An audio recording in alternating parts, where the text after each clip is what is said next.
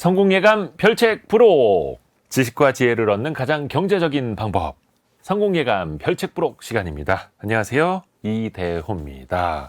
그런 말이 있죠. 일은 힘들어도 참을 수 있다. 견딜 수 있다. 그런데 사람 관계 힘들면 이건 참 답이 없다. 그래서 요즘에는 인간관계를 손절해버린다. 이런 이야기들도 많이 하는데요. 다 손절해버리면 또 몇 명이나 남겠습니까? 손절이 아니라 다른 방법은 없을까요? 그 관계에 대해서 또 나이가 들어갈수록 어떻게 해야 하는지 같이 한번 배워보시죠. 오늘 읽어볼 책은 이호선의 나이 들수록이라는 책입니다. 숭실사이버대 이호선 교수와 직접 함께합니다. 안녕하세요, 교수님. 안녕하세요. 반갑습니다. 반갑습니다. 요즘에 교수님이 활약이 장난 아니십니다. 특히 이제 이혼하려는 사람들도 또 많이 네네. 가르침을 주고 계시고 또 강연을 통해서도 많은 사람들 많이 만나시잖아요. 네네네. 진짜 어떻게 좀 사람들 사이에 관계로 인한 마음의 상처 많아 보이던가요? 그래서 요즘에. 저희 업계는 계속 잘 돼요. 네.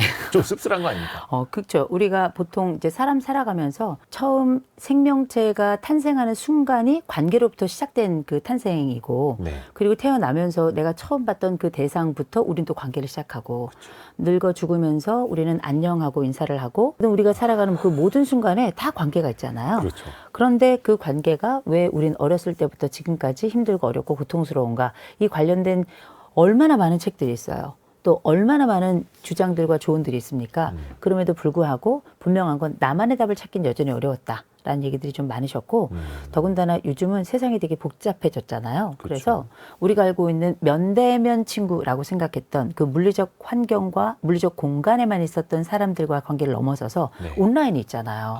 SNS 있죠. 그다음에 뭐 우리가 알고 있는 요새는 매체도 왜 이렇게 많아졌나요? 심지어는 요새는 AI하고도 또 이 관계를 맺더라고요. 예, 그래서 우리의 관계의 스펙트럼이 상상을 초월하게 넓어졌기 때문에 그 가운데서 나라는 사람의 지점을 잃어버리면 엄밀히 말하면 타인과의 관계도 좋지 않거나 경우에 따라서 우리가 길을 잃는 경우들이 많잖아요. 그래서 나이가 들어가며 훨씬 더 복잡해진 세상 속에서 이 관계를 어찌할꼬에 관련된 질문에 대한 답을 책에 좀 적어봤습니다. 책 제목이 나이 들수록이에요. 네. 이게 혹시 뭐 몇 세부터 몇 세까지 이런 게 있습니까? 태어나면 나이 들어요. 태어나면. 1살에서 2살로 나이 그렇죠. 들고. 예. 그래서 엄밀히 우리가 인생을 돌아보면 왜 요새는 7살짜리들이 이제 2살, 3살 얘기 나오면 야, 나 때는 안 그랬다. 뭐 이런 얘기 이제 한다 그러잖아요. 네. 그러면 이건 뭘 얘기하냐면 세월이 지나가면서 삶이라고 하는 게 경험의 가 네. 우리의 세월을 이렇게 층으로 쌓아가기도 하지만 세월의 시간이 우리를 이렇게 흘러가기도 하잖아요. 근데 그 흘러가는 모든 것들이 그냥 나 혼자 물방울이 흘러가는 게 아니라 같이 연합된 그 물방울들이 모여서 줄기를 이루다가 나중에 거대한 흐름을 만들고 대양으로 또 이어지잖아요. 근데 이런 모든 것들이 어쨌든 뭉치는 과정이 다 어렵잖아요. 이 결합 조직이 이 콜라겐이 결합 조직을 만들어낸다고 하지만 어떤 것의 결합은 반드시 거기에서 부산물도 만들어내고요. 경우에 따라서 결합되지 않은 그 여집합도 이렇게 만들어내잖아요. 근데 하필 그 부산물이 나고 하필 그 여집합이 나인 경우에는 인생이 남들은 결합일 줄 모르겠지만 난 오히려 부산물로 혹은 때로는 뭐 부작용의 당사자로 남는 경우들이 굉장히 많아서 이런 부분들은 그건 뭐 2살도 7살도 10살도 20살도 30살 더 나이가 많아서 40, 50대 더 지나서 80, 90대 가더라도 이 관계는 참 우리가 헤어나지 못할 하나의 마치 늪 같은 이런 주제가 돼버린 거죠. 그러네요. 켜켜이 쌓이는 것도 또 흘러가는 것도 다 마찬가지이고요. 요즘에 인간관계에서 손절이라는 표현 정말 많이 씁니다. 네. 사실 이게 주식 용어 아닙니까? 그렇죠. 물린 거 손절한다라는 거. 왜 이렇게까지 인간관계에 대해서 손절이라는 표현을 많이 쓰게 될까요? 진짜 손절을 그렇게 많이 하는 걸까요? 안 보고 싶으니까요. 사실 뭐 저도 주식 많이 망해봤습니다. 많이 망해봤는데 말 그대로 어떤 손해가 나면 당연히 예. 우리가 어떤 그 관계와의 절연, 인연을 끊게 되는 게 그 자본의 속성이잖아요. 네. 근데 가만 생각해 보면 요즘의 세월은 어쩌면 인간도 다 자본인지라 그 자본이 나에게 유용한 자본인가, 그래서 플러스 자본인가 마이너스 자본인가를 판단을 해가지고 나에게 플러스 자본이면은 공들이거나 이어가고 마이너스 자본인 경우에는 우리가 최근 손절이란 단어로 많이 얘기가 되는데 예. 그 손절이란 단어하고 함께 나오는 중요한 인물, 또 다시 21세기 각광받는 부활하신 분이 바로 그 쇼펜하워이시죠. 네, 네. 이 손 교수님이 근데 쇼 교수님. 팬이니까 쇼 교수님. 쇼 교수님 좀 이상하잖아요. 저는 그래서 손 교수님, 손절의 대가라 그래서 손 교수님이라고 네. 부르는데 이게 손 교수님께서 이제 말씀하시는 게 뭐냐면 제가 이분 책은 뭐 다 읽었거든요. 네. 다 읽었는데 그 책을 읽으면서 느낀 건 이분 대단하신 분이에요. 결국 얘기 안에는 야, 너 사랑 부질없고 그리고 사람 소용없다. 네 삶에서 네 인생 자체에 충실하는 게 굉장히 중요하다. 이런 얘기들이 핵심 주제로 네. 나타나는데 근데 그 이야기가 저는 맞다고 생각하고 글도 너무 대단하시고요. 논리력도 그렇고. 근데 그때 그분이 했던 그 이야기는 그때는 맞았어요. 예. 그러나 지금은 저는 맞지 않다고 생각합니다. 왜냐하면 그때 이제 쇼펜하우어 교수님께서 생존해 계실 때 우리 평균 수명이 60이 안 됐었어요. 근데 지금은 환갑잔치도 안 하잖아요. 그쵸. 요새 환갑잔치 하잖아요. 그러면 어르신들이 그런 송곳 데잖아요. 선생. 야, 요즘은 애들도 잔치하냐, 뭐 이러신대잖아요. 이게 뭘 얘기하냐면, 우리의 수명이 길어졌는데, 그럼 길어진 수명 속에서 우리가 지금 무엇으로 살아가고 있는지 생각해 보면, 옛날에 뭐 농경사회에서 농사 짓던 시절엔 내가 만들어서 내가 곡괭이질 해가지고 내가 씨 뿌리고 그 씨를 가지고 결국은 뭐 신이 도와주긴 하지만 내가 그 열매를 맺는 거 아니겠어요? 네네네.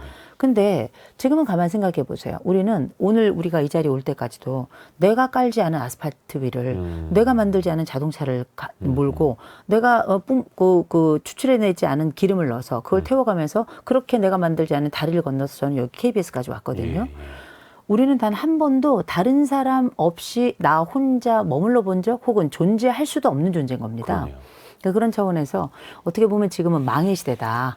손절이 아니라 망의 시대라서 네트워크. 그렇죠. 예. 그렇게 교육의 망이 또 의료의 망이 복지의 망이 얼마나 탄탄하느냐에 따라서 나의 삶의 질이 결정이 되잖아요. 더군다나 이건 나이가 들면 들수록 훨씬 더 중요한 주제가 되는 거라. 근데 다만 그 숱한 망들이 하나의 시스템으로 내가 어떤 노력을 대단하게 하지 않더라도 다행히 우리가 좋은 사회에 태어나서 이게 만들어지고 또 유지되고 있지만 관계망은 자기 거거든요. 그래서 가만 생각해 보면 어쩌면 우리는 이 마지막 남아 있고 내가 책임져야 될 이 관계망, 일명 정서의 네트워크를 통해서 나라는 사람의 생애가 받쳐질 것이다. 정서적으로도 받쳐지고 또 위기 상황에서도 그렇고 함께 살아가며 내 삶이 이래서 기뻤노라라고 할 수 있는 이 고백의 창구의 그 시작점은 저는 이 관계망이라고 생각합니다. 그렇죠. 사실 손절만 하다 보면 혼자밖에 안 남는데 이 세상에서 혼자 살아갈 수 있는 게 아니니까. 그렇죠. 아니 생각해 보세요. 지금 한 네. 50 넘은 분들은 우리 성공예감의 그 청취자 여러분들도 연령대가 뭐 10대는 그렇게 많지 않잖아요. 네. 주로 이제 연령대가 점점 중장년층이 올라갈수록 많으실 거예요. 많으시잖아요. 지금 내 주변에 뭐 손절한다 하시는 분들 계실 수 있지만 손절할 것도 없어요. 남은 게 한 줌이에요. 생각해 보세요. 다 아프다. 또 돌아가신 분들도 계세요. 그런 거 보자면 예. 어쩌면 우리는 점점 위축된 관계에 망을 갖게 되고 또 이 관계의 망 속에서 우리가 또 얼마나 배신 많이 당하고 또 상처와 아픔으로 우리에게 그 채찍 자국과 그 파인 흔적이 아직도 우리에게는 흔적으로 남아 있잖아요. 그런 걸 생각해 보면 사람 관계가 더 두려워지거나 혹은 또 괜찮은 관계였던 사람들도 나이 들어가면서 자기 이야기 다 빼고 주변에 대한 자랑하거나 이간질하거나 지적질하거나 이런 요소들이 이제 점점 커지면서 이런 건 난 인생 짧은데 더 이상 받아들이지 않겠어 하면서 관계 자체에 대해서 굉장히 회의적인 분들도 많이 늘어나는 것 같아요. 그래서 제가 뭐 유튜브도 그렇고 강연할 때 뭐 관계가 굉장히 중요합니다 이렇게 말씀을 드리면 댓글에 첫 번째가 다 소용없다 혼자가 편하다 뭐 이런 글들이 되게 많으시거든요. 그렇죠. 근데 사실 손절은 쉽죠. 어떻게 보면. 그런데 그 관계를 잘 갖고 나가야 하는데 그 관계를 잘 갖고 나가는 과정이 또 어렵기 때문에 우리는 또 이렇게 책을 읽고 또 배워야 하는 거고요. 몇 가지 키워드로 좀 나누어서 설명을 좀 이어가 볼 텐데요. 우선은 다른 사람의 관계보다 나와의 관계가 훨씬 더 중요하다. 그래서 나와의 관계부터 재설정하는 게 중요하다고 하시는데 재설정이라는 건 뭡니까? 나와의 관계를 재설정한다는 건? 우리가 이제 나이 들어갈 때 우리의 첫 번째 그 하나의 세팅은 누가 해주냐면 부모님이 해주세요. 생에 딱 태어났을 때 너라는 아이는 이렇게 옷을 입고 이렇게 밥을 먹고 이 시간에 자고 이런 많은 것들 어머니가 젖먹여주는 시간이 우리가 밥 먹는 시간 아니에요. 네, 그러네요. 그래서 이런 어렸을 때의 많은 것들은 부모님이 세팅을 해주시는데 생각해보면 우리 부모님이 정말 깔끔하고 또 사랑스럽고 우리를 전심으로 헌신해 주시고 이런 분으로 우리가 부모를 만나면 그건 정말 복받은 일이라고 생각해요. 왜냐하면 부모를 우리가 선택할 수는 없으니까. 네. 근데 이제 하필 태어났는데 부모가 막 개떡 같고 형편없고 나에게는 정말 서슴지 않게 내 인생을 포기하라는 듯이 얘기하고 정말 해야 될 기본적인 부양도 해주지 않으면서 너는 내가 내가 실수로 난 아이다. 그리고 너는 네가 태어나서 내 인생이 망했다. 이렇게 말씀하는 부모를 우리가 만날 수도 있는 거예요. 그거는 정말 그런 부모가 없다고 생각하시는구나. TV에 나오는 약간 좀 극단적인 사례. 아니요, 극단적이지 않습니다. 우리 삶 꽤 있어요? 속에서 그럼요. 부모가 나를 사랑하지 않는다라고 느끼는 이런 사무치는 감정을 경험하는 분들 굉장히 많습니다. 그런데 이제 흥미로운 건 이런 세팅이 어렸을 때 이렇게 가지만 남은 생에도 영향을 미치죠. 우리가 이걸 이제 대상관계라고도 하고요. 네. 마치 우리가 나비 효과처럼 여기 북경에서의 나비의 그 날개짓이 지구 반대편에서는 태풍을 일으킨다는 거 아니겠습니까? 우리가 그 생애 초기에 발생했던 그 관계가 나중에 성인기 늙어서 허리가 꼬부라질 때까지 영향을 미친다는 건데 생각해 보면 그게 정말 옳은 말이고 맞는 말인가? 일부는 맞고 일부는 틀리다. 왜냐하면 대부분의 사람들이 자기 생에 어렸을 때 자기가 어쩌지 못하는 주어진 세팅으로 살아가면서 겪게 되고 또 영향을 받는 것은 전생애를 통틀어서 봤을 때 한 30%밖에 안 됩니다. 뭐 누군가는 운칠기삼, 운구일기 이런 얘기 하지만 우리는 내가 집 밖을 딱 나서면서부터 다른 사람들의 영향을 받고 또 다른 교육기관에 가서 교육을 통해서 교육으로 또 새롭게 되고 또 다른 관계들과 또 다른 조직들에 들어가면서 나라는 사람이 계속 재구성되는 거거든요. 네. 뭐 우리가 DNA 염색체 이런 것들도 내가 A라고 하는 사람으로 태어났을지 모르겠지만 죽을 때는 A로 안 죽잖아요. A 다시로 죽잖아요. 끊임없이 새로운 사람으로 리뉴 되면서 반복적으로 제 몸에 대한 세포도 달라지고 생각도 달라지고 만나는 사람들과 또 내가 처하는 그 상황과 공간도 다 달라지면서 새로운 사람이 되는 거잖아요. 재규정되는 것처럼. 그렇게 저는 관계도 재규정돼야 된다고 생각하는데 그게 재규정되기 위해서는 나라는 사람의 생각이 내 눈과 내 머리를 통과하고 내 입을 통과하면서 어떤 말을 하고 어떤 감정을 갖기 때문에 다른 사람들과의 이야기 혹은 다른 사람들과의 만남이 형성되고 그다음에 거기에 대한 결과가 나오는 거잖아요. 네. 그래서 우리가 어떤 관계를 잘 만들어가고 새롭게 재규정하고 싶다면 나부터 다시 세팅을 좀 다시 했으면 좋겠다. 제가 이런 얘기를 왜 하게 됐냐면 이집트 신화에 보니까 네. 이런 말이 있더라고요. 사람이 죽으면 신 앞에 선대요. 신 앞에 서는데 그럼 그 신이 두 가지 질문을 한다는 거예요. 네. 하나는 뭐냐면 너의 인생이 너에게 기쁨이었니? 그리고 그 기쁨이 다른 사람에게도 기쁨이었니? 이 두 가지 질문을 한다는데 저는 이 질문이 그 죽은 자를 위한 질문이라고 생각하지 않아요. 이건 분명 산 자를 위한 질문일 텐데 요 신이 한 두 가지 질문에 좋은 긍정적 답변을 하면 이 사람은 이제 좋은 곳을 가고 그렇지 않으면 그렇지 않다는 거 반대편으로 간다는 거예요. 네. 근데 생각해 보면 그 질문의 순서에 첫 번째 무엇이 있는가? 너의 인생이 너에게 기쁨이었니? 네. 요게 첫 번째 질문인 거예요. 과연 우리는 내 삶에서 나 자신을 만끽하는가? 나라는 사람이 가지고 있는 나에 대한 감정이 긍정적이고 나를 예뻐해주고 꽃처럼 가꾸고 하는 그런 사람인가? 나에게 채찍질만 하고 나 스스로 못난이라 생각하고 늘 비교 지옥 속에 나를 집어넣은 다음에 인생의 뺨을 내 스스로 치는 사람은 아닌가?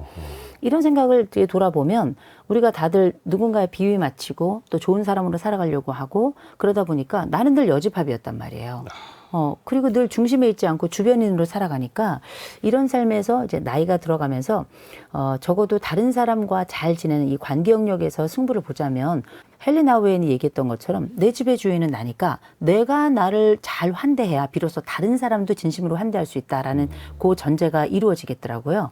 그래서 진짜 우리가 좋은 관계를 형성하고 나이 들어서 나만의 세상 속에서 행복하고 의미 있는 관계를 창출해내기 위해서는 내 자신과의 첫 번째 관계를 재설정하는 것, 좋게 설정하는 것이 먼저다라고 말씀드린 거죠. 나에게 나는 좋은 사람인가? 나는 나를 만족시키고 있는가? 나는 나를 행복해 하게 하는 사람인가를 또 생각해 봐야겠네요. 항상 누군가에게 잘해줘야지가 아니라 나부터 그렇죠. 나에게. 새로운 생각입니다. 근데 그 지점에서 제가 한 가지만 좀 말씀드릴 게 이런 얘기가 보통 자기계발서에 많이 나와요. 네. 그럼 어떻게 그런 거 딱 읽잖아요. 그러면 막 우리에게 막 동기가 막 부여가 돼가지고 다른 인생 다 비켜. 이 세상의 주인공은 나야. 막 이래가지고 안 하던 여행 갑자기 막 시작하고요. 회사도 막 때려치고 막 이런 분들 계세요. 쇼핑하고. 네. 근데 사람은 이기성이 있고 이기주의가 있어요. 예. 이기성이라고 하는 건 사람이 자기를 지키기 위한 자기 돌봄의 아주 기본이자 본능적으로 일종의 자기 방어 기제가 돌아가는 겁니다. 네. 이기주의는 다른 사람들 싹 다 없어져도 나만 살면 돼 라고 하는 게 이기주의예요. 네. 근데 이제 이기주의는 저는 좋다 나쁘다로 말하자면 나쁘다 쪽에 전 놓고 이기성이라는 거는 나쁜 쪽보다는 좋은 쪽이거나 아니면 중립이라고 저는 생각을 하거든요. 네. 그래서 이기성이라고 하는 건 자기를 보호하기 위해서 일정 시간 나에게 시공간을 할애하는 과정이지 모든 것들을 부정하거나 거부하고 밀어낸 다음에 나만 천상천하 유아독전 이게 절대 아니라는 거. 그건 이제 이기주의로 가는 지름길이 되는 거기 때문에 이건 좀 구분할 필요가 있을 것 같습니다. 뭐 모임이 있더라도 이번 주는 내가 너무 많이 과로를 했으니까 이번 주말은 오롯이 나를 위해서 좀 쉬어야 해. 이런 게 약간 또 이기성이 될 수도 있겠네요. 그럼요. 본인을 지키는 우리가 거. 어떻게 그 인류에게 나의 뭐 오장육부를 다 내주겠어요. 일단은 나 자신을 이제 사랑하는 거 정말로 중요한데 사실 그 방법을 잘 모르시는 분들도 있어요. 그래서 뭐 비싼 가방을 나를 위해서 선물하는 게 나를 사랑하는 걸까 오해할 수도 있겠고 나와의 관계를 잘 맺는 방법 어떻게 시작을 해봐야 될까요? 저는 이제 여러 가지 방법이 있는데요. 네. 제일 먼저는 저는 자기 몸뚱이부터 잘 살폈으면 좋겠어요.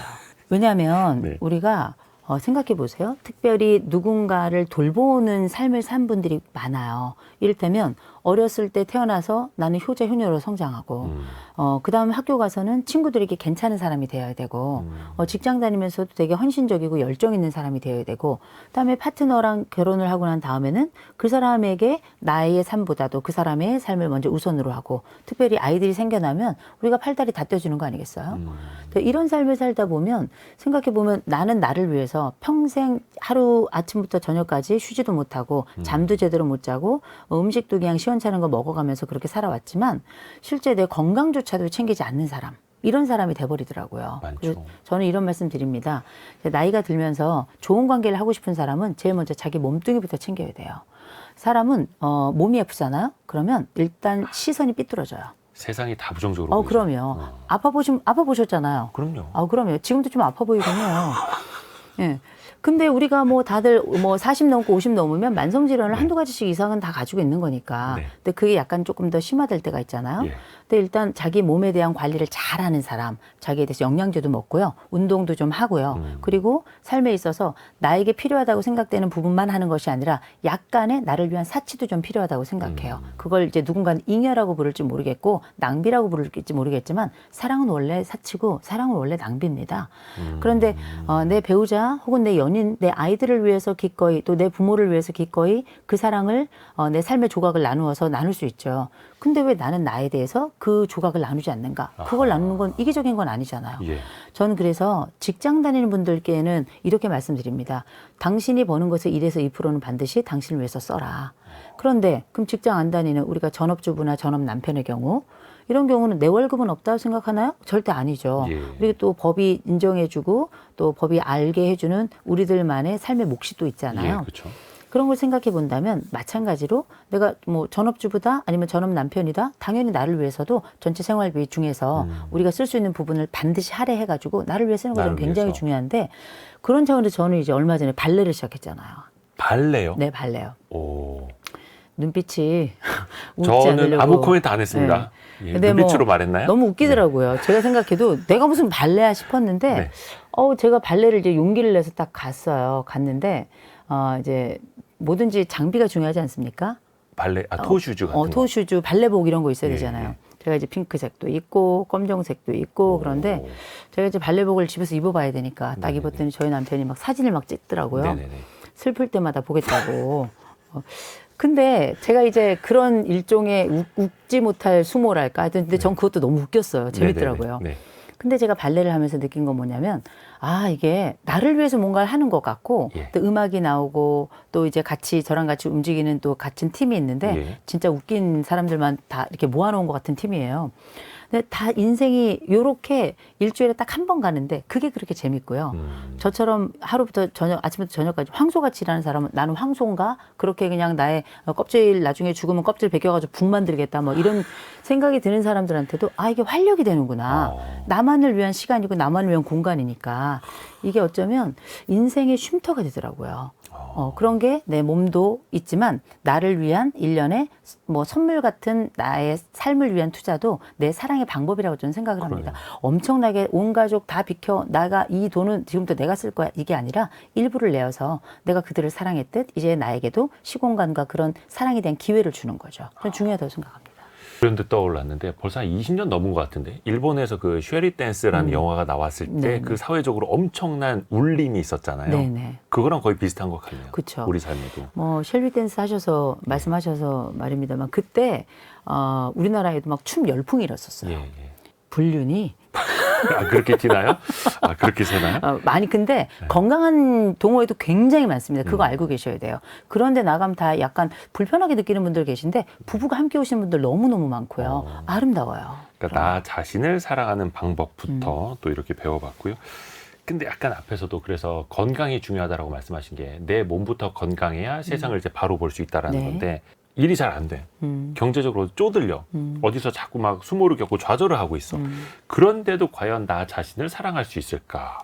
어떻게 대답을 해주시죠? 그런 상황이 생기면 하나만 쫄리지 않아요. 전신이 쫄리고 온 마음이 쫄리고 전 인생이 마치 하나의 족쇄가 걸리는 것 같고 누군가 목을 조르는 것 같잖아요.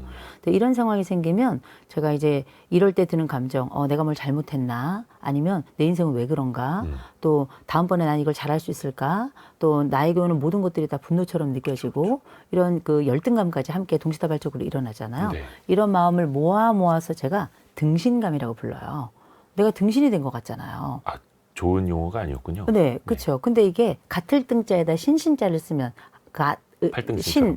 신의 의미의 그 신자를 쓰면 상황은 또 완전히 달라지겠죠. 신의 의미, 예, 갓. 갓, 스몰 갓으로 생각해 보면 나를 일으킬 수 있는 건 결국은 나밖에 없다는 건 우리 모두가 다 알아요. 그때 누군가 손을 내밀어서 도와주고 한 번쯤 나에게 손을 건네서 그 손을 잡아준다면 정말 세상에 둘도 없는 행운일 겁니다. 근데 가만히 생각해 보면 그런 경우는 또 많지 않아요.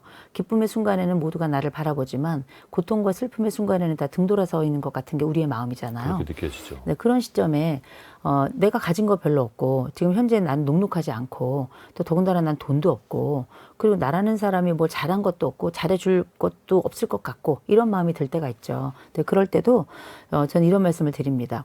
이럴 때는 선물을 하지 마시고요. 그때는 네. 선물은 하고 나서도 후회해요. 왜냐하면 대출 또 내야 되니까. 그렇죠. 그래서 이렇게 힘들고 거칠 때에는 나를 위해서는 시간 선물을 좀 하시면 좋아요. 시간 선물은 뭐냐면 서점이나 도서관에 좀 가셨으면 좋겠어요. 우리가 이제 성공예감에서도 오늘 뭐 제 책 이호선의 나이 들수록 관계편도 소개를 해주시지만 네. 이렇게 정말 책을 계속 소개해 주시는데 저도 정말 귀 기울여 청취하면서 이 책 괜찮은데 그럼 적어놨다가 제가 서점으로 가거든요. 가서 저는 책을 매주 토요일 오전이면 항상 서점에 가서 책을 읽어요. 근데 그게 왜 그러냐면 새로운 정보 이런 것도 물론 있겠지만 그거보다 내 안쪽이 나이가 들면서 점점 허해지는 느낌이 있고요. 휑해지는 느낌이 있고 시대는 빠르게 지나가는데 나는 약간 빈구가 되는 느낌이 들어요. 그런 생각이 들지 않아요? 제가 무슨 뭐 코딩을 하겠습니까? 챗GPT나 제미나이 뭐 펄플렉스 이런 걸 제대로 다루겠어요? 아시는데요? 쓰고 있으니까요. 네, 네. 근데 그것도 열심히 그 서점이나 도서관 가가지고 책 보고 아는 거예요. 이런 것들이 내가 뭘 잘 제대로 적응하고 제대로 이 자리에 서서 내 자신을 뭐 만끽하고 이러지 못한다는 생각이 딱 드는 순간은 일단 잠깐 멈춰야 되는 시간이거든요. 딱 홀드하고. 근데 우리가 잠깐만 멈출 수 있을 뿐이지 어차피 우린 걸어가야 돼요. 그렇잖아요. 인생은 누가 밀지 않아도 걸어갈 수밖에 없는 그런 구조를 가지고 태어났으니까요. 그러면 이럴 때 잠시 돌아간다 생각하시고 서점에 좀 가보셨으면 좋겠어요. 그러면 거기에는 나를 일으켜주는 책도 있고요.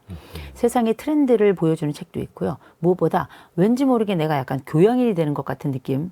때로는 어떤 단어, 어떤 문장 하나가 나의 눈을 완전히 번떡 뜨이게 하는 순간도 있어요. 그래서 어떻게 나를 좀 끌어올리고 나라는 사람이 내 자신을 잘 돌보지 못한다는 느낌이 들고 또 다른 사람 앞에 나아갈 때도 굉장히 부족하고 모자라고 한심하고 때로는 멍청하다는 생각까지 들어서 머뭇거리는 그 순간에는 혼자 머뭇거리지 마시고 우리는 지혜보고가 아니에요. 나이가 들면 들수록 점점 뒤처지고 바보 같아질 겁니다. 그런데 계속 우리는 소모품이라고 저는 생각을 해요. 네. 소모품은 계속 새로운 것들로 채워 넣어야 되는 거거든요. 제가 보니까 엔진 오일도 시간이 지나면 자꾸 부족해지더구만요. 조금 줍니다. 줄고 조금 주는군요. 예. 조금 많이 주면 그건 차가 좀 문제가 있는 거고요. 구멍 난 거죠. 그럼 때로는 이제 이렇게 구멍도 메워야 되고 그것도 이렇게 기름도 채워 넣어야 되거든요. 네네. 그리고 시간 지나면서 이게 좀 낡고 하면서 원샷 해서 넣는 것도 있고 막 그렇더만요. 그런 과정들이 다 뭐냐면 추가적으로 내가 선택하는 일종의 보완제들이에요. 예. 인생의 보완제들이 끊임없이 우리에게 오기 때문에 우리도 이거저거 고쳐가면서 지금 무병장수 꿈꾸고 있는 거거든요. 네. 마찬가지로 어떤 것이 내 속에 부족하고 모자라가지고 멈춰지는 순간이 있다면 그때는 채워 넣을 생각을 해야 돼요. 어디 가가지고 뭐 산에 가는 것도 이런 거 다 좋은데요. 저는 이런 심리적 포만감이 좀 필요하다고 생각합니다. 안쪽을 꽉 채워놓고 다른 사람보다 못났을지 모르겠지만 내가 이거 보니까 내 한 부분은 좀 채워진 것 같아. 마음도 다 모자이크잖아요. 그 모자이크의 한 조각을 새롭게 바꾸거나 혹은 비어있는 조각을 채워간다면 어쩌면 우리가 내 스스로를 환대할 수 있는 방법, 나 스스로를 기쁘게 맞이할 수 있는 방법 중에 안쪽이 단단해지면서도 내 스스로에게 기쁨의 눈망울을 내 거울 속에서 볼 수 있는 기회를 전 줄 수 있을 거라고 생각합니다. 그러니까 우리가 물리적인 소모품만 생각해 왔지 또 그걸 채울 생각만 했지 마음의 소모품을 채울 생각을 잘 못하고 살았었네요. 근데 그게 꼭 돈이 아니라 시간적으로 할 수 있는 것도 얼마든지 좋다라는 말씀이고요. 그 외로움하고 고독도 구분해야 한다고 하시는데 이게 외로움하고 고독하고 같은 게 아니었어요? 그건 정의하기 나름이겠죠. 네. 근데 저는 이걸 달리 좀 나누는데요. 이제 영어를 굳이 쓰자면 외로움은 loneliness예요. 오롯이 나 혼자 있는 겁니다. 근데 네. 이게 자발적인 게 아닌 거죠. 모두가 떠난 자리에 혼자 남겨진 나, 이게 바로 이제 loneliness, 외로움에 관련된 이야기예요. 네. 반면에 고독이라고 하는 건 이제 영어로 하자면 solitude라고 하는데 긴 영어는 쓰지 않습니다. 네. 어려운 영어예요. 근데 이거는 뭐냐면 내가 한 자발적이고 선택적 고독인 거예요. 내가 그래서 웅성거리고 사람들이 가득한 곳에 있다가 너무 산만한 것 같아. 잠시 조용한 공간에 가서 이 산만한 정신을 가라앉히는 순간이 있죠. 요거 내가 선택한 정해진 시간 내에 혼자 머무르는 이 시간, 이건 저는 고독이라고 정의를 하고요. 반면에 내가 같이 있고 싶지만 그럼에도 불구하고 다른 사람들과의 이런 관계가 수월치 않거나 혹은 충분히 만족스럽지 못한 상태에서 다른 사람들과의 관계가 끝난, 이럴 때 혼자 집을 걸어갈 때 왠지 허해진 느낌, 아무것도 갖지 못하고 뭔가 뺏기기만 한 것만 같은 느낌이 들 때가 있거든요. 이런 건 저는 외로움이라고 이렇게 구분을 하는 편입니다. 그러니까 그 혼자 걸어가는 길이 외로울 때와 아니면 혼자 이제 트렌치코트 챙겨 입고 나가서 낙엽 밟는 소리가 좋아서 혼자 이렇게 고독을 즐기러 나가는 것과는 확실히 다르다. 그러면 여기에서 약간 더 위험한 건 당연히 이제 외로움인데 네. 외로움에서도 더 위험한 유형이 또 있다면서요. 그렇죠. 우리가 이제 인간이 다 위험하다 이렇게 생각하시는 분들이 계세요. 그건 환자입니다. 그런데 모든 상황 중에서도 외로움을 너무 두려워하는 분들이 계세요. 네. 혼자 남으면 안 될 것 같은. 큰일 날 것 같은. 이거는 관계 중독이에요. 관계 중독. 그러니까 인간이 원래 다 이렇게 좀 겁쟁이에요. 저는 겁쟁이 중에서도 왕겁쟁이고요. 저는 진짜 겁순입니다. 인간의 겁의 수치가 있다면 저는 꽤 겁이 많은 편에 들어가는 그런. 어떤 물리적인 거 아니면 관계에서? 실제 모든 면에서 좀 그런 편이에요. 네. 관상이 과학은 아니에요.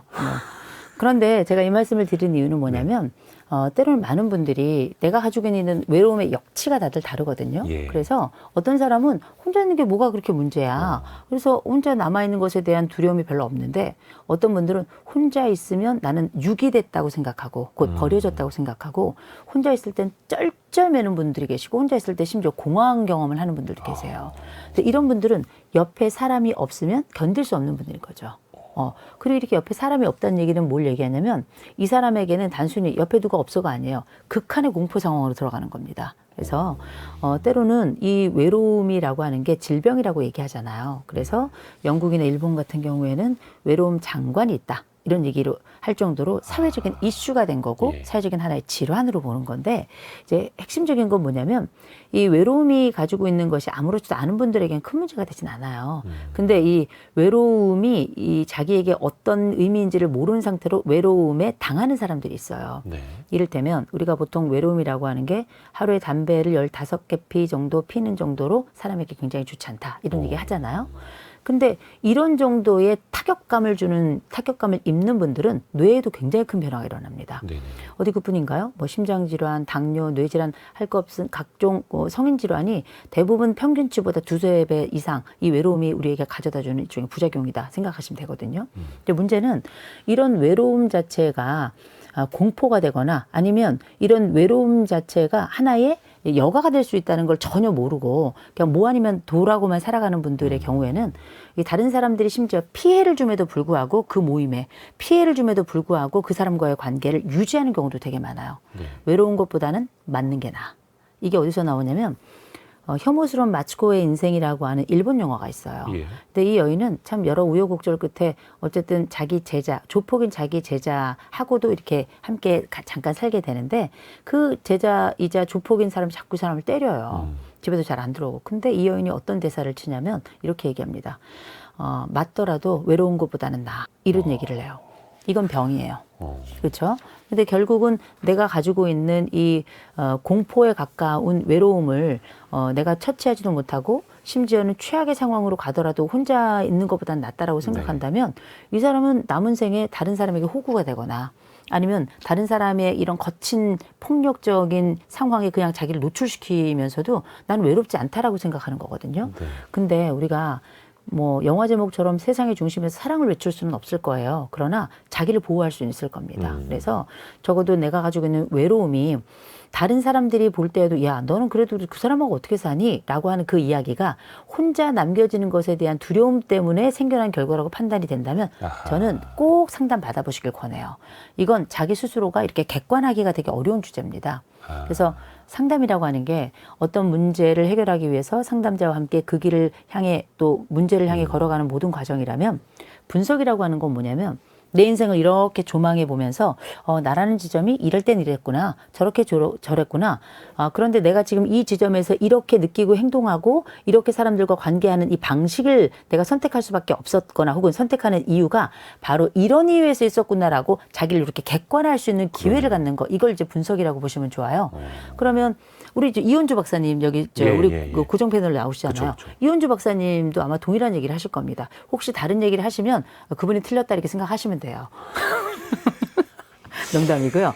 정말 그분 저랑 똑같은 얘기를 하실 거라고 생각을 맞아요. 하고요. 다만 이런 얘기를 제가 말씀을 드리는 이유는 딱 하나예요. 나에게 처한 이 외로움의 상황이 때로는 내가 선택한 상황이 아니라 나도 모르게 선택한 상황일 수도 있고 이게 플러스인지 마이너스인지 전혀 모른 채 그냥 내가 가지고 있는 공포를 마감하는 것만으로 살아가는 건 그냥 견디는 삶이거든요. 견디는 삶은 전 지옥이라고 생각해요. 여기서 나아가는 삶에서 이제 만끽하는 삶으로 넘어가야 될 텐데 그 과정에 외로움이 여러분들의 인생의 기쁨에 발목을 잡지 않도록 스스로를 한 번쯤 이렇게 분석해보는 과정을 갖는 것도 되게 좋을 것 같아요. 외로움이라는 것도 우리가 정확히 잘 알고 있어야겠네요. 또 다른 또 부정적인 결과물도 많이 있으니까요. 다음으로 넘어가 볼게요. 가족과의 관계를 좀 살펴보겠습니다. 근데 사실 가족과의 관계는 그냥 태어나 보니까 맺어져 있는 관계지 않습니까? 네. 근데 또 가족이 때로는 가깝지만 또 때로는 멀게 느껴질 수 있고요. 왜 그럴까요? 가족이 원래는 굉장히 친밀할 수밖에 없어요. 우리가 이제 피가 섞였잖아요. 그쵸. 그래서 우리가 이제 헌혈한 사람들은 다 내 가족인 거예요. 내 피를 가지고 있으니까 위아더 피를 월드인데 나눴네요. 그렇죠. 근데 생각해 보세요. 근데 피도 예. 콜레스테롤 낍니다. 혈관에도 콜레스테롤이 끼어요. 그래서 가족 관계가 우리가 처음에 태어났을 땐 완벽한 신과 같은 내 부모 그리고 가장 취약한 것 같은 나라는 사람의 첫 번째 보호와 피보호라고 하는 이런 돌봄과 돌봄 받는 관계로 시작을 하지만 우리가 이제 이렇게 처음에 태어날 때 쥐고 태어났던 손을 나이가 들면서 점점 이렇게 펼치게 되잖아요. 네. 펼치게 되고 나중에는 이 손을 열어서 또 다른 사람의 깍지를 끼게 되는 거거든요. 그런 것처럼 이렇게 사람이 이렇게 성장해서 손을 펼 나이가 되면 그때부터는 다른 사람인 거예요.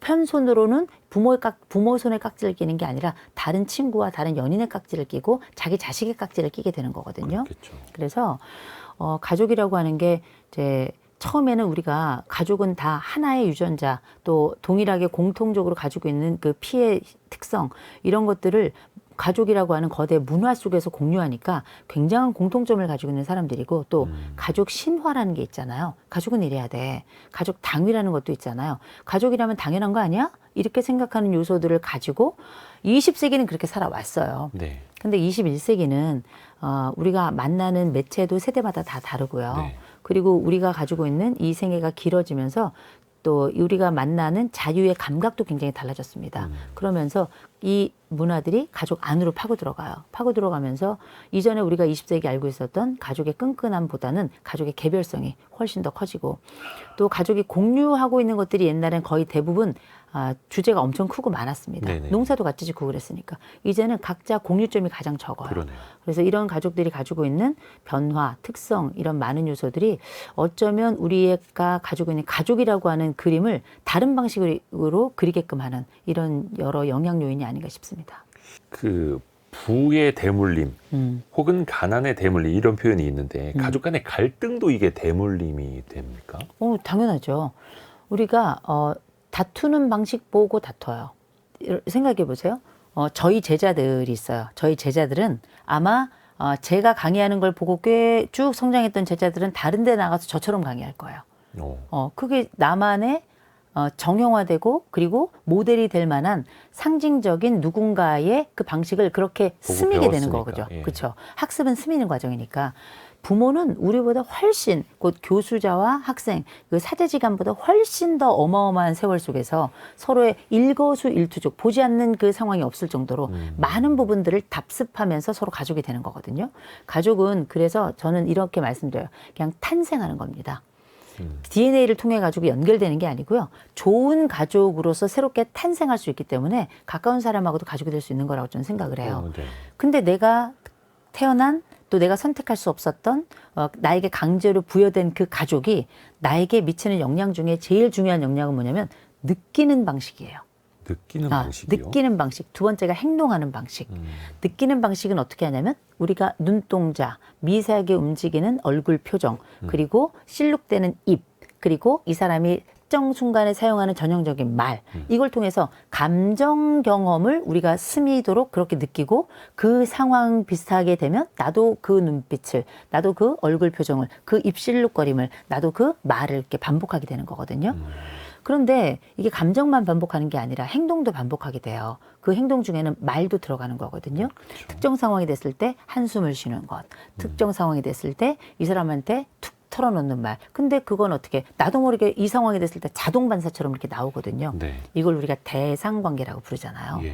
대상관계라고 하는 건 어디서 만들어지냐면 어렸을 때 나랑 내 부모님 사이의 관계를 통해서 이게 이럴 때 척하면 흥이야.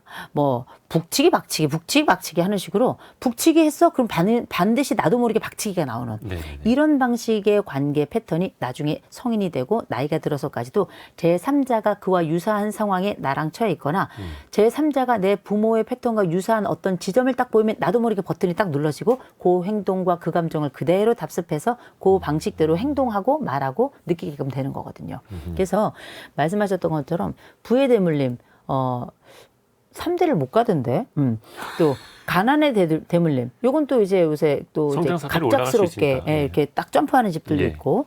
그런데 가족의 이런 관계 대물림이라고 하는 그 감정 관계, 행동 관계라는 게 결국은 갈등을 다루는 방식이거든요. 갈등을 대하는 방식이고 이런 것들도 당연히 훨씬 더 우리 부모들이 해줬던 부와 가난에 관련된 이슈보다 아주 본능적으로 태어나서부터 느끼는 그 생존을 위해서 상대의 내 엄마 아버지를 관찰할 수밖에 없었던 그 자기가 알지 못하는 이 무의식적인 이 학습부터 시작하는 이 아이들에게서는 성인 세계로 이어질 때까지 굉장히 강력하게 영향을 미치게 되는 거죠. 그러나 제가 아까 잠시 말씀드렸던 것처럼 이게 그러면 부모가 나에게 준 영향이 다냐? 그럼 우리는 재수 좋게 정말 좋은 부모를 만났다. 그럼 이 사람은 평생 행복하고 재수 없게 정말 형편없는 부모를 만났어. 그럼 난 평생 불안하고 또 불행하냐? 그렇지 않습니다. 좋은 선택을 할 수 있어요. 하와이에 있는 한 섬 중에 거기가 옛날에 아주 알코올과 마약으로 진짜 찌들어 있는 동네였는데 네. 그래서 이제 거기서 성장한 아이들이 향후 40년 뒤에 어떻게 된 날 본 거예요. 아하. 봤더니 그중에 정말 30%는 사회의 지도자가 돼 있더라는 거 아니겠습니까? 그래서 우리에게 온 모든 것들이 우리의 전생애를 다 관통하는 것은 아니다. 우리에게 온 것들 이상으로 우리는 좋은 것들을 선택할 수 있으니 말씀하셨던 내 부모가 부자였지만 내가 이 부의 명줄을 끊을 수도 있는 거고 내 부모가 가난했지만 나라는 사람이 가지고 있는 어떤 노력과 뭐 운명 또 이 시대를 읽는 눈 이런 것들을 통해서 가난해서 또 다른 점핑을 할 수도 있는 거고요. 마찬가지로 가족 간의 관계에서 이 갈등이 대물림 된다고 하지만 내 아버지가 내 어머니가 나에게 줬던 그 충격과 아픔과 내 부모님이 했던 그 이혼과 그 충격적인 다툼의 장면이 나에게 똑같이 적용될 거라고 생각하지 마세요. 부모는 나에게 유전자의 일부를 주었지 전부를 준 게 아닙니다. 일부를 주었지 전부를 준 게 아니다. 약간 좀 조언 몇 가지만 좀 해주세요. 자녀와는 어떻게 해야 하는지, 또 부모와는 어떻게 해야 하는지, 부부끼리 어떻게 해야 하는지, 약간 이것도 좀 노하우가 필요하지 않습니까? 사실 관계라는 게 아무리 가족이라고 해도. 저는 일단 부모나 자식이나 부부는 다 비슷하다고 생각해요. 일단 인간은 다 친절해야 돼요. 인간은. 저는 사람이 가지고 있는 여러 말 중에 사랑이란 말을 참 좋아하지만 저는 이제 기독교인이라서 성경에 보면 고린도 전서라는 데가 있어요. 네. 고린도 교회에 바울이라는 사람이 편지를 쓴 건데 거기에 사랑장이라고 13장이 나옵니다. 예. 거기 보면 사랑은 언제나 오래 참고 사랑은 언제나 온유하며 이렇게 나오거든요. 예. 사랑을 언제나 오래 참으면 죽어요. 복장이 터져서. 언제나 온유하면 호구가 됩니다. 네. 그렇죠. 근데 우리가 그 말을 다 다른 방식으로 의미 있게 해석할 수 있어야 되겠죠. 근데 제가 그 사랑에 관련된 이야기 중에 제일 좋아하는 말이 Love is kind예요. 사랑은 친절합니다. 우리가 누군가를 사랑한다면 그 사랑을 표현해야 되잖아요. 네. 누군가는 I love you, you love me 하면서 뭐 뽀뽀도 하고 쪽쪽쪽 할 수도 있겠지만 저는 오히려 친절이야말로 큰 사랑이라고 생각합니다. 부모에게도 좀 친절해야 되고요. 그게 왜냐하면 가족에게는 일상적 공격성이라는 게 나타나요. 그냥 이 사람한테는 약간 엄마한테 아버지한테 우리가 승질내듯이 내 배우자에게 뭐 시큰둥하듯이 내 자식들에게 쌍욕을 가끔씩 어쩌다 하듯이 그거는 뭐냐면 우리는 요 다음 순간에 회복될 수 있는 사람들이야. 그러니까 미래에 대한 기약이 있는 건데 저는 상담 현장에 있으면서 알게 된 게 있습니다. 네. 우리에게 기약된 미래는 없다라는 거예요. 누군가는 그 다음 순간에 돌아갈 수도 있고요. 누군가는 그 순간에 나를 떠날 수도 있는 거고요. 그럼에도 불구하고 가족은 항구적으로 서로를 지켜야 되거나 이해하거나 혹은 언제든 서로를 용서할 다음 순간을 맞을 수 있다라고 하는 큰 착각 속에 들어가니까 그래서 우리가 일상적 공격성을 그렇게 유감없이 발휘하는 거거든요. 그러나 이런 일상적 그 공격성이라는 것도 일종의 습관이에요. 누울 자리 보고 다리 뻗는 거잖아요. 내가 화를 내도 되는 사람에게 내가 화를 내는 거고, 내가 말을 했을 때도, 그냥 반응이 별로 없고, 그냥, 아유, 저건 저렇게 살다가 죽으려니 생각하는 가족들 간의 농담, 이런 게 통하는 집에서 그렇게 할 수 있는 거 아니에요. 근데 저는 이렇게 얘기합니다. 퉁명스러운 부부는 꼭 싸워요. 그리고 남은 생에 섭섭해 합니다. 또 친절하지 않은 그리고 나에게 좀 과격하기까지도 한 부모를 보면서 내 마음에 생채기가 나고요. 물론 부모는 잘못한 것만 사무치고 자식은 내가 섭섭했던 것만 사무친다고 최근에 나오는 폭삭소가수다인가 하는 네. 드라마에 그 대사가 나와서 너무 좋더라고요. 그렇긴 합니다만 그 사무치는 순간에도 우리가 서로를 용서할 수 있는 계기는 친절에서 좀 발견할 수 있다고 생각해요. 무엇보다 내 부모에게, 무엇보다 내 배우자에게, 또 무엇보다 내 자녀들에게 저는 좀 친절하게 말하고 친절하게 대했으면 좋겠습니다.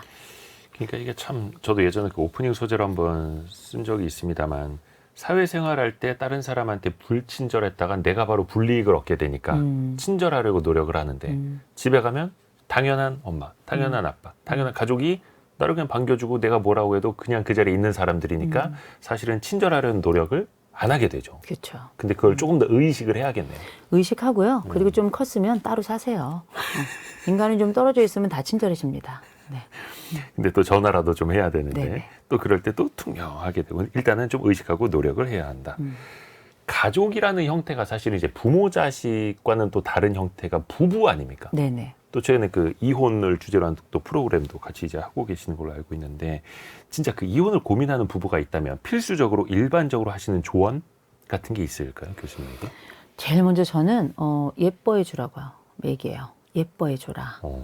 예뻐해 줘야 돼요. 그리고 예쁘다는 건 반드시 표현해야 됩니다.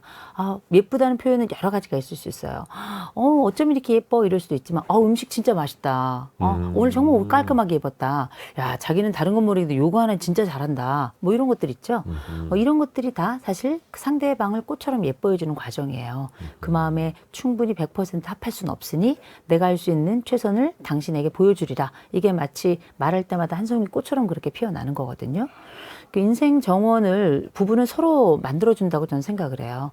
그래서 내 정원을 어떻게 만들고 싶을까 생각으로 내 배우자의 정원을 만들면 내 배우자는 땅꿈을 꾸게 돼 있습니다. 자기만의 정원은 따로 있으니까. 그래서 서로에게 인생 정원을 만들어주되 그에게 물어보고 그리고 이런 정원이 어떤지에 대해서 나만의 정원에 대한 기본적인 그림을 알려주면 그 배우자가 더 좋은 것으로 또 더 괜찮고 아이디어가 넘치고 충만한 것으로 우리가 요새 이제 유행하는 말로 디폴트 값이 네. 내 정원이에요. 거기에 추가로 더 아름다움과 미감을 더하고 그리고 추가적으로 내가 미쳐보지 못했던 것들까지 함께해서 정말 아름다운 작품을 만들어내는 거. 이게 저는 부부간의 행복이자 인생 정원을 서로 완성시켜주고 그 정원에서 먹고 마시며 피크닉을 할 수 있는 가장 좋은 그림이라고 저는 생각을 하거든요. 그래서 제가 말씀드렸던 첫 번째가 바로 부부 사이에는 일단 예뻐해줘야 됩니다. 예뻐해줘야 되고요. 두 번째로는 우리가 부부 꼭 하루에 한 번은 무조건 밥 먹어야 돼요. 무조건 밥 먹어야 돼요. 제가 부부 상담 해보잖아요. 밥 먹는 부부는 살아요. 밥 먹는 부부는. 밥 안 먹는 부부는 이제 살기 어려운 거죠. 네. 저는 각방을 쓰더라도 무조건 밥 먹으라고 얘기해요. 되게 중요합니다. 하루 한 끼 무조건. 그 사람이 나중에는 그 인간이 되잖아요. 예. 그래서 이 인간이 이렇게 얘기하지만 그 사람하고 밥을 한 끼 이 인간 저 인간 하더라도 밥 먹는 집들은 괜찮아요. 되게 중요한 거고. 세 번째로는 이 사람만이 가지고 있는 장점이 있어요. 네. 이 사람만이 가지고 있는 장점은 그 사람이 스스로 난 이것보다 다른 게 더 잘하는 게 있어라고 얘기하더라도 이 사람만의 장점을 자꾸 얘기해 줘야 돼요. 그 뭐냐면 난 당신이 멋있다는 뜻이에요. 난 당신이 유능하다고 느낀다는 뜻이거든요. 그래서 그 사람만의 장점 하나 읽어주고 마지막으로 제가 말씀드릴 건 그 사람이 듣고 싶은 얘기가 있어요. 듣고 싶은 얘기. 그 얘기는 꼭 해주셔야 돼요. 듣고 싶은 얘기. 이를테면 우리 편집장님은 네. 우리 아내에게 꼭 듣고 싶은 얘기가 있다면 뭐가 있을까요? 야, 여기에서 갑자기, 예. 저는 많이 들어가지고요. 어떤 이야기 있어요? 뭐 늘 그냥 고맙다, 사랑하다, 뭐 미안하다, 뭐 이런 이야기. 아, 그러냐. 저는 미사고. 그 세 가지 단어는 꼭 필요하다고 보거든요. 아, 그래요? 어느 관계에서든. 저는 달라요. 저는 저희 남편에게 얘기했습니다. 나보고 예쁘다고 말해줘. 호선 씨, 자긴 참 예뻐. 이렇게 말해줘라고 얘기해요. 아까 그 발레복 잘못 들어갔나요, 제가? 네. 그래서 예, 네. 우리 편집장님은 저랑 결혼할 수 없는 거예요. 근데 네. 이제 정말 예뻐서가 아니죠. 그 사람이 듣고 싶은 말을 해주는 거예요. 그래서 그건 되게 중요하고 그렇게 듣고 싶은 말을 평생 못 들은 분들이 한이 맺히는 거거든요. 다른 거 다 잘못해도 그 말해주면 그냥 봄눈 녹듯이 녹아요. 좀 사람이라는 게 이상하더라고요. 그건 일종의 기술이기도 하다라고 말씀드리고 정말 마지막으로 딱 하나만 얘기해라 그러면 상대방의 버튼을 알고 있어야 돼요. 버튼. 발작 버튼. 그리고 안심 버튼. 오. 네, 이 두 가지 버튼은 사람에게 다 있어요.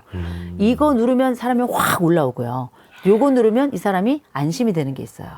요 발작 버튼과 안심 버튼 요 두 가지만 알아도 사실 우리가 천년만년 제가 볼 때는 한 2000살까지도 같이 살 수 있습니다. 이야. 이게 우리 흔히들 이제 온라인에서 어떤 게 발작 버튼이다라는 거는 많이들 이제 유행하고 이야기를 하는데 안심 버튼이라는 걸 잘 생각을 안 해봤네요. 그 사람을 이제 토닥여 줄 수 있는 그쵸. 거, 안심시켜 줄 수 있는 거, 그거 꼭 찾아서 꼭 써먹으시길 바라겠습니다. 이제 조금 이제 어려운 주제가 남았는데 네. 사회적 관계입니다. 네. 사회적 관계 일단은 인간관계를 이제 사회에서 맺는 것 자체를 되게 어려워하시는 분들 계시거든요. 이게 그냥 보편적인 겁니까? 기본값이라고 볼 수 있는 겁니까? 어렵죠. 아니 남이 얼마나 어려워요. 왜냐하면 누군지 모르잖아요. 네. 그리고 인간은 겉껍데기하고 속껍데기가 달라요. 그래서 그 겉은 우리가 보고 대략 짐작하지만 그 안쪽에 도대체 이 머릿속에 이 사람이라는 내부 우주 속에 어떤 방식으로 들어있는지 그게 나에겐 공격적인 건지 아니면 호의적인지 그걸 어떻게 파악할 수 있겠어요. 그러니까 일단 우리가 제일 먼저 쉐이크 핸드 악수를 하는 악수하고. 게 우린 둘 다 총 없어 이런 뜻이라면서요. 그렇죠, 서양에서. 그러니 나 안심해도 돼. 나도 널 안심할게. 이게 바로 그 악수의 가장 전형적인 의미인 건데 네. 이 사회생활이 그러면 언제든지 그렇게 서부 영화처럼 뒤에다가 바지에다가 총을 꽂고 사는 그런 것이기만 하냐 그런 건 아니죠. 예. 저는 그건 제 2의 친구이고 제 3의 가족이라고 저는 생각을 하는 게 너무 오랜 시간 함께 있거든요. 가족보다 훨씬 더 오랜 시간을 직장에서 함께 있어요. 사실 그렇다 보니까 그렇게 직장 내에서 그렇게 정분도 나고 그러는 거거든요. 왜냐하면 공동의 목표를 성취하고 그러다가 이제 까딱 어떻게 하다가 실수로 그렇게 도덕적 실수를 할 때가 있긴 있어요. 들키지 말라고 말씀드리고요. 대신 본인 스스로 좀 정직해야지 인생도 떳떳해요. 네. 그래서 그런 일을 하지 않으시는 게 좋고 이 세상에 와이프하고 허즈번드라고 하는 건 하나밖에 없습니다. 오피스에 그렇죠. 갔다 오고 한 사람이 더 있는 건 절대 아니에요. 그 말씀 드리고 네. 대신 사회생활 할 때에는 저는 우리가 흔히 말하는 사회적 감각이라고 하는 눈치는 좀 있어야 된다고 생각해요. 근데 이게 눈치가 학교 다녀도 안 생겨요. 졸업을 해도 이게 졸업장을 받아도 눈치는 잘 안 생기는데 눈치 없는 사람은 네. 끝까지 없죠. 근데 이제 인생 채찍이라는 게 참 무섭게 졸업장이 없어도 그 흔적만으로도 우리는 다소 눈치가 좀 생겨나기도 해요. 일부. 그래서 적어도 이제 몇 가지는 있어요. 저는 어느 곳에 가서든지 집안에서 유능한 사람은 보면 밖에서도 좀 유능하더라고요, 확실히. 그리고 이쪽 회사에서 유능한 사람은 저쪽 회사도 유능하고요. 근데 유능성과 거기에 따른 인간성은 좀 다를 수 있지만 회사에서는 인간성보다는 저는 유능성이 훨씬 더 가치가 있다고 생각을 하고요. 대신 이런 말씀을 드리고 싶습니다. 많은 분들이 회사에서 흉금 터놨다가 나중에 내가 고립되는 경험들 많이 하시거든요. 회사에서는 일 얘기만 하시면 됩니다. 회사에서 물론 좋은 친구를 사귀고 또 이 좋은 친구와 함께 어떤 생애의 또 다른 삶의 공간, 행복의 공간을 만들 수도 있긴 있는데 사회라고 하는 현장이 지금은 같은 부서에 있지만 조금 있으면 다른 부서로 옮겨가고요. 또 지금은 나에게 친구이겠지만 나중에 경쟁 상대가 되는 경우도 굉장히 많더라고요. 근데 우리가 일과 관련된 얘기만 하면 아무 문제가 없어요. 그러면 나머지 내 마음의 문제는 서로 간에 직장에서 털어놓으면 안 되냐? 뭐 할 수 있는 인격적으로 그 사람에 대한 전반적 신뢰와 믿음이 크다면 그리고 그 사람이 뭐 부처님 가운데 토막이고 뭐 인간 예수다 그럼 털어놓을 수도 있겠죠. 그러나 리스크가 반드시 있는 거예요. 왜냐하면 바람님 말이 천리를 가고요. 세상에 비밀이라는 건 없는 거예요. 그래서 이런 그 힘들고 어려운 상황이나 내 진짜 안쪽에 터져버릴 것 같은 감정은 왜 임금 등기는 당나귀기 대나무밭 얘기하잖아요. 상담소가 바로 그런 자리죠. 할 수 있다면 요새는 무료 상담도 굉장히 많아요. 가족센터 가셔도 무료 상담 받을 수 있고 건강복지지원센터 가셔도 정신건강복지지원센터 가셔도 당연히 무료 상담 받을 수 있고 그다음에 뭐 온국민 마음 뭐 돌봄 뭐 이게 있잖아요. 사업이 있잖아요. 그 사업 뭐에서도 지금 무료로 상담을 또 받을 수 있으니까 가셔서 오로지 내가 가지고 있는 건 다 내가 해결한다고 하는 그 오만함에서 벗어나시고요. 나도 이렇게 건강한 창구가 있다면 얼마나 좋아요.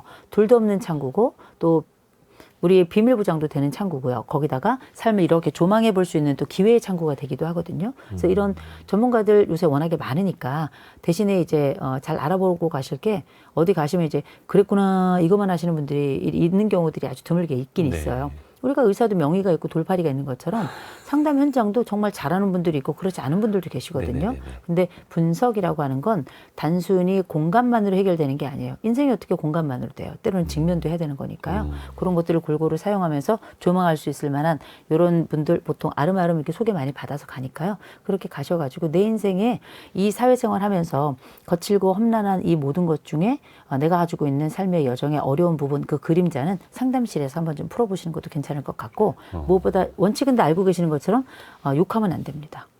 욕하는데 동참하면 반드시 고발고사종이 날아온다는 거 요새는 그거 기억하시면 좋을 것 같습니다. 사회적 관계가 어려운 지점이 특히 그런 것 같아요. 이 무리에서 이탈하면 나에게 손해가 올 것 같아서 계속 거기에 끼어 있는 관계를 맺어야 할 것 같고 그러다 보니까 누가 뭐를 부탁을 하더라도 들어줘야 할 것 같고 그래서 또 어떤 분들은 마음 약하신 분들, 거절 못하는 분들이 더 힘들어 하시잖아요. 그쵸. 사회생활에서는. 거절을 잘하는 방법도 있습니까?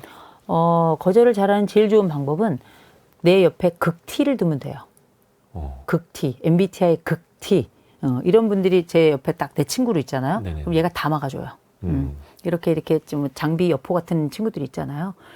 근데 그런 친구들은 또 나에게도 지적질을 하니까 그것도 이제 견뎌야 될 지점이긴 해요. 근데 분명한 건 인간 사회에서 제일 먼저 그 사람이 내 부탁을 거절하는 걸 먼저 힘들어하는 분들이 더 많으시더라고요. 아니, 어떤 부탁했을 때 거절 당하면 상처받고. 그렇죠. 근데 생각해 보면 그 사람이 왜 내 부탁을 들어줘야 돼요? 그건 이상한 일 아니에요? 그 사람이 왜 내 부탁을 들어줘야 돼? 들어주면 땡큐인 거예요. 빚진 것도 없는데. 그러면 괜히 이 사람이 해줄 의무가 있는 것도 아닌데 뭐 당연히 그 의무가 있는 것처럼 예를 들어서 결혼식을 한다. 걔가 꼭 내 결혼식에 와야 될 건 이유가 뭐야? 법적으로 정해져 있어요? 그렇잖아요. 귀찮으면 안 오는 거지. 아니 귀찮다기보다 사정에서 못 올 수도 있는 거예요. 그런 것처럼 일단 거절과 관련해서 먼저 당하는 걸 잠깐 말씀드리자면 거절당하는 건 사회생활에서 당연한 거다. 그리고 심지어 부모 자식 간에도 거절해야 돼요. 아니 이렇게 뜨겁게 사랑할 때도 있지만 차갑게 사랑해야 될 때도 있는 게 그게 부모 자식 간 아니겠습니까? 마찬가지로 사회생활은 거절이 기본이에요. 디폴트 값이 거절입니다. 그래서 거절을 기본으로 삼는데 거기에 누군가 내 어떤 제안이나 부탁에 도와줬다? 하루에 3번씩 절하세요. 얼마나 고마워요. 당연히 거절할 줄 알았는데. 그럼요. 일단은 당연히 거절할 줄 알고 부탁을 하라. 네. 또 그리고 당연히 들어주는 건 이 세상에 당연이라는 건 없는 겁니다. 대신에 내가 다른 사람을 거절해야 될 때가 있잖아요. 그쵸. 거절해야 될 때는 힘들죠. 근데 거절 잘 못하는 분들 계시잖아요. 이거는 훈련도 좀 받아야 돼요. 왜냐하면 계속 거절 못하다가 일 다 떠맡고 돈 다 뜯기고 인생 호구되는 건 하루 아침에 순식간에 되는 겁니다. 그래서 하실 수 있다면 연습하셔야 돼요. 미안한데 이 얘기는 한국에서는 안 하겠다는 얘기예요.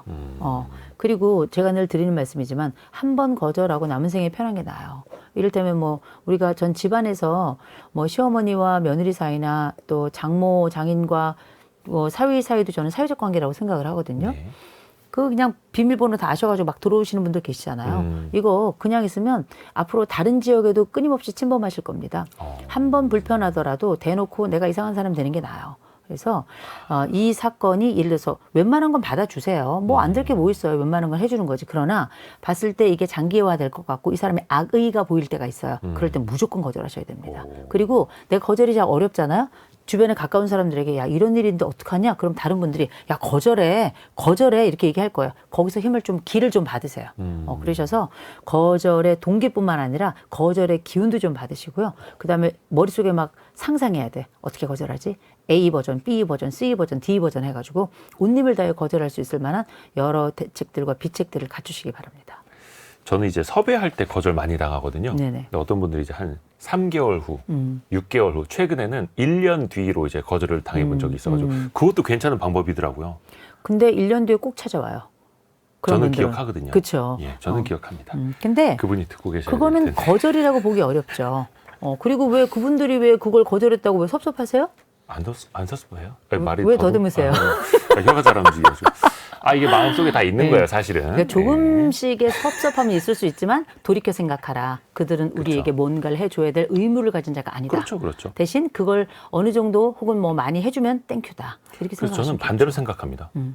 3개월 후라도 1년 뒤라도 검토해 보겠습니다라고 한 것 자체가 어유 감사한 일이네. 그렇죠. 이렇게 생각을 하는 그래서 거죠. 저는 얼마 뒤라고 말씀을 안 드려요.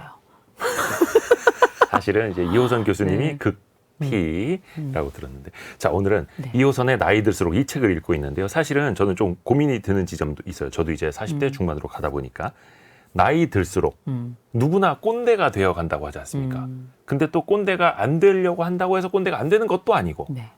어떻게 해야 됩니까? 어떻게 하면 더 나은 꼰대가 될 수 있을까요? 더 나은 꼰대는 없어요. 그냥 꼰대는 꼰대죠, 뭐. 다만 분명한 건 극피. 예. 저는 어떤 이 사람의 인품이 굉장히 중요한 것 같아요. 요새 흔히 꼰대라고 얘기한다면 MZ세대 얘기 많이 하잖아요. MZ가 뭐 삼요 하잖아. 이걸요? 제가요? 왜요? 막 그러면 이제 라떼 세대가 삼야 한다잖아요. 해보란 말이야. 당장 하란 말이야. 야! 막 이런 거 얘기하잖아요. 근데 우리가 생각해 보면 이 세대 간의 서로 간의 차이를 두고 이전 세대, 신세대와 꼰대는 늘 시기별로 뭐 인류 역사를 통틀어서 다 있어 왔고요. 근데 중요한 건 이런 꼰대라고 하더라도 젊은 사람들은 압니다. 이 사람이 유능한 꼰대인지 아니면 정말 무능한 꼰대인지 또 이 사람이 인간성이 좋은 사람인지 그렇지 않은 사람인지 이 얘기는 뭐냐면 인간성이 좋던가 아니면 유능하던가 자기만의 특성화된 요건들을 하나씩은 자기만의 칼은 하나씩 들고 있어야 되는 거죠. 그래서 이 사람은 이게 무기야. 이 사람은 인간성이 무기야. 이 사람은 유능함이 무기야. 이 사람은 이런 걸 잘해라는 게 명확하게 하나 딱 드러나잖아요. 그러면 MZ세대들은 완전 꿇어요. 요새 특별히 Z세대 같은 경우는 고3 남학교, 고3 아이들 사이에 그 반에서 수학 잘하는 애들이 형이라고 부른대요. 형, 수형. 뒤집어서 형수 막 이렇게도 부르고. 그런데 이런 얘기를 하는 얘기가 뭐냐면 능력 있는 애들 앞에서는 이제 다른 친구들도 아무런 얘기를 하지 않아요. 능력 앞에 다 무릎 꿇습니다. 그래서 우리가 그전에는 뭐 다 이렇게 뭐 낙하산으로 내려온 거 아니야 뭐 이렇게들 봤다면 MZ세대 넘어오면서 야, 유능하니까 거기까지 간 거야. 대신에 이제 도덕적인 어떤 검증 이 필터는 약간 좀 약화된 건 아닌가. 이제 자본의 아들 자본의 딸들로 성장하고 있으니까요. 그런 거는 있습니다만 그럼에도 불구하고 우리가 꼰대가 되더라도 나의 전문성은 잃지 말았으면 좋겠다. 혹은 꼰대가 되더라도 나의 인간성은 잃지 말자라는 게 제 기본적인 전제입니다. 그 보통 제가 이제 기업 강의 그 중에서도 임원진들 대상으로 리더들 대상으로 강의할 때 꼭 리더가 갖춰야 될 빅5에 대해서 얘기를 해요. 네. 관찰력, 분석력, 민감성, 공감력 그리고 전문성 얘기하는데 뭐 많은 역량들 다 있지만 이 일의 세계에서 전문성이 없다는 건 너무 이상한 그건 일이에요. 뭐 기본. 그래서 이 선배는 일 잘해. 그럼 뭐 다 끝장 나는 거예요. 또 이 선배는 인간성 아주 뭐 어마어마해. 그러면 또 이 사람은 인간성으로 또 승부하는 거거든요. 네. 이 사람이 가지고 있는 하나의 매력이 그 사람이 꼰대라도 아름답게 만들 수 있다라고 저는 생각합니다. 오늘 2호선의 나이 들수록 이 책을 함께 읽으면서 나와의 관계, 가족과의 관계, 사회적인 관계 또 여러모로 또 함께 고민해 볼 수 있는 그런 시간이었습니다. 정말 잘 들었습니다. 근데 이 책이 네. 관계편이에요. 네네. 그럼 다음엔 다른 편이 또 나온다는 얘기네요. 시리즈로 이제 해보자고 했는데 네. 기운이 빠졌네요. 시리즈로 계속 나올 겁니다. 아, 네. 네네. 2호선의 나이 들수록 오늘 함께했습니다. 숭실사이버대 이호선 교수였습니다. 고맙습니다. 고맙습니다. 감사합니다. 별의별 이야기를 책을 통해서 나누는 별책부록 마칠 시간이고요. 월요일 아침 9시 5분에 다시 찾아뵙겠습니다. 성공예감은 오늘도 여러분을 응원합니다.